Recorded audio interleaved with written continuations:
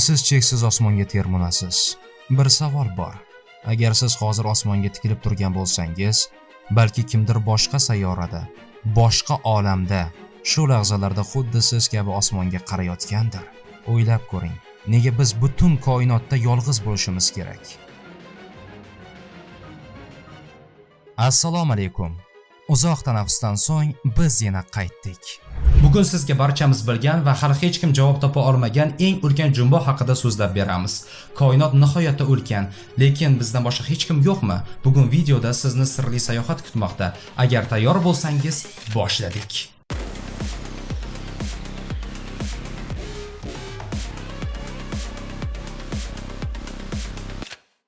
Koinot shunchalar ulkanki, hayot bo'lmasligi deyarli imkonsiz. Tasavvur qiling, biz hozir ko'rgan va bilgan koinotimizda 2 trilliondan ortiq galaktika bor. Har bir galaktikada o'rtacha 100 milliard yulduz. Bu shuni ko'rsatadiki, 2 trillion galaktika ko'paytiruv 100 milliard yulduz natijasi mana shu raqamlarda ifodalangan.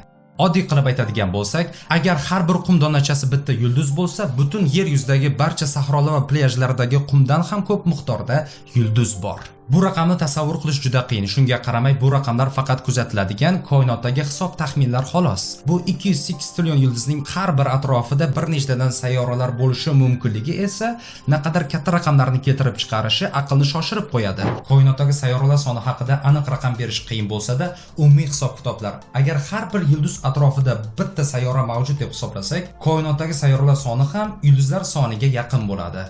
Ya'ni taxminan 108 trillion atrofida. Bu esa koinotda hayot mavjud bo'lishi mumkin bo'lgan sayyoralar soni nihoyatda ko'p ekanligini anglatadi. Endi shuncha sayyoralar orasida faqatgina Yerda hayot bor deymizmi? Biroz mantiqsiz tuyulmayaptimi? Biz yashashga yaroqli hudud deb ataluvchi joylarni izlaymiz. Bu hududlar yulduzlar atrofida shunday masofada joylashganki, unda suv suyuq holatda bo'lishi mumkin. Masalan, Trappist bir tizimi. Unda 7 ta sayyora bor va ularning ayrimlarida hatto suv bo'lishi mumkinligi taxmin qilinmoqda. Agar olimlar fikri to'g'ri chiqsa, ya'ni bu sayyoralarda suv suyuq holatda bo'lsa, demak bu joylarda hayot bo'lishi ehtimoli katta. Keling bir o'ylab ko'raylik. Nega insonlar o'zga sayyoraliklar deganda shunga o'xshagan mavjudotlarni tasavvur qilishadi?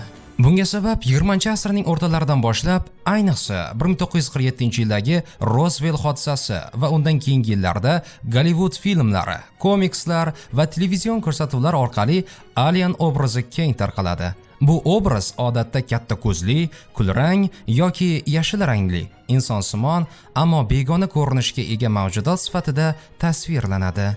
Bu stereotip ko'plab filmlar va adabiyotlarda takrorlanganligi sababli odamlar ongida xuddi shu tarzda mustahkam o'rnashib qolgan. Boshqa tomondan inson miyasi notanish narsalarni tanish narsalar bilan bog'lashga moyildir. Shu sababli odamlar o'zga sayyoraliklarni insonsimon shaklda tasavvur qilishadi. Bu psixologik yondashuv orqali odamlar begona hayotni tushunishga harakat qilishadi. Chunki ular uchun tanish bo'lgan shakllarni qabul qilish osonroq. Aslida esa ilm-fan nuqtai nazaridan, agar o'zga sayyoraliklar mavjud bo'lsa, ular biz tasavvur qilgan alien obrazidan butunlay farq qilishi mumkin. Ular mikroskopik organizmlar yoki bizning biologik tuzilishimizdan butunlay farqli shakllarda bo'lishi ehtimoli yuqori.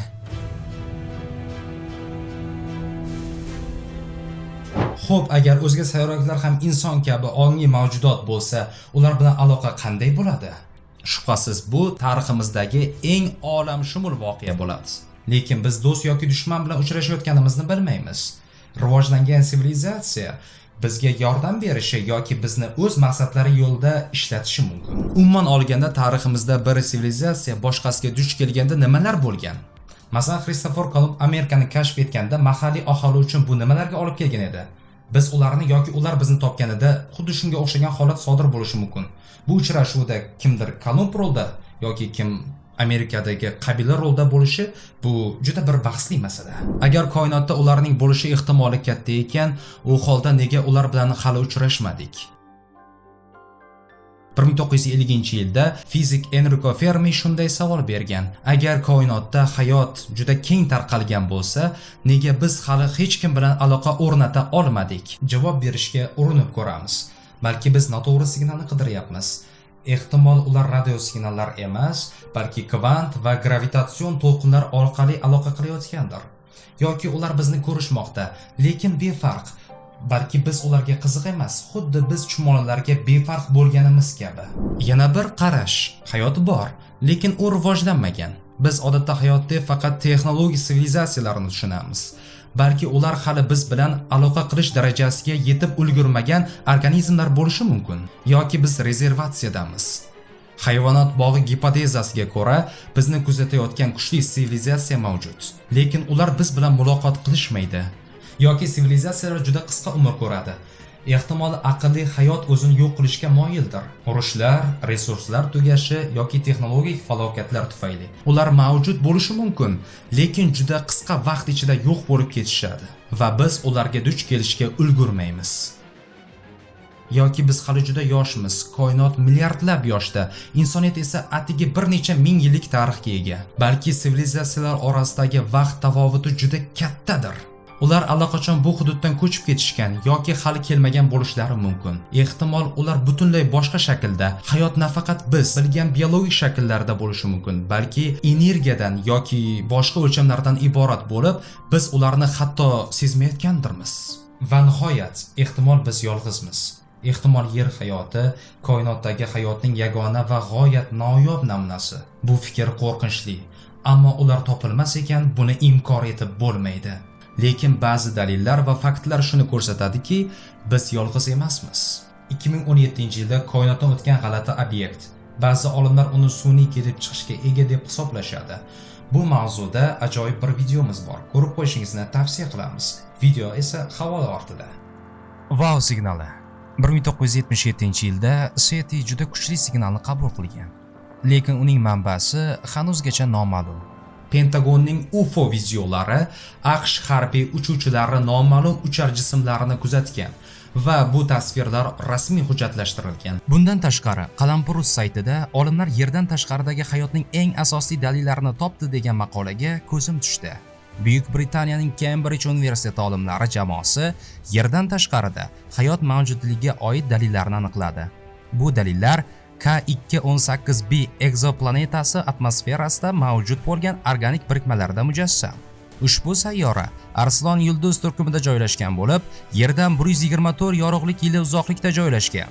Bu haqda universitet portalida e'lon qilingan maqolada quyidagi fikrlar keltirilgan. Yerda dimetil sulfit va dimetil disulfit asosan dengiz fitoplanktoni kabi tirik organizmlar tomonidan ishlab chiqariladi. Garchi K218b atmosferasida bu molekulalarning manbai noma'lum kimyoviy jarayon bo'lishi mumkin bo'lsa-da, ushbu natijalar hayot bizning quyosh tizimimizdan tashqaridagi sayyoralarda ham mavjud bo'lishi mumkinligining eng asosli dalilidir, deyiladi maqolada.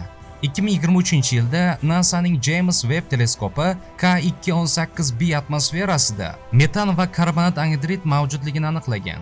Bu egzoplaneta atmosferasida uglerod asosidagi molekula birinchi marta aniqlanishi bo'lgan. Biz natijalarimizga juda ehtiyotkorlik bilan qarashimiz kerak. Chunki faqat takroriy sinovlar orqali ularga ishonch hosil qilishimiz mumkin, deydi tadqiqot rahbari Cambridge universiteti professori Niko Madhusudhan. Olingan natijalar katta ahamiyatga ega bo'lsa-da, yerdan tashqari hayot mavjudligi haqida qat'iy xulosa qilish uchun yana ko'plab ma'lumotlar zarur. Hozirgi hisob-kitoblarga ko'ra, bu organik birikmalar tasodifan yuzaga kelgan bo'lishi ehtimoli 0.3% ni tashkil qiladi. Biroq ilmiy kashfiyot sifatida e'tirof etilishi uchun bu ko'rsatkich ushbu foizdan past bo'lishi lozim.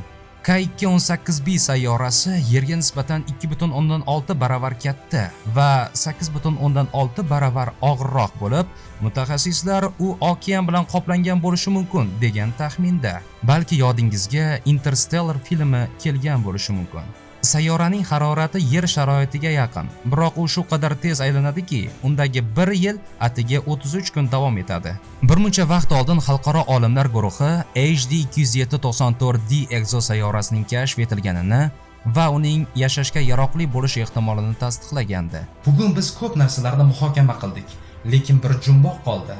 Video boshida aytgan edim, ular allaqachon bizni topgan bo'lishi mumkin. Balki ular bizning oramizdadir. Izohlarda fikringizni yozib qoldiring, obuna bo'ling, do'stlarga ulashing, like bosing va salomat bo'ling.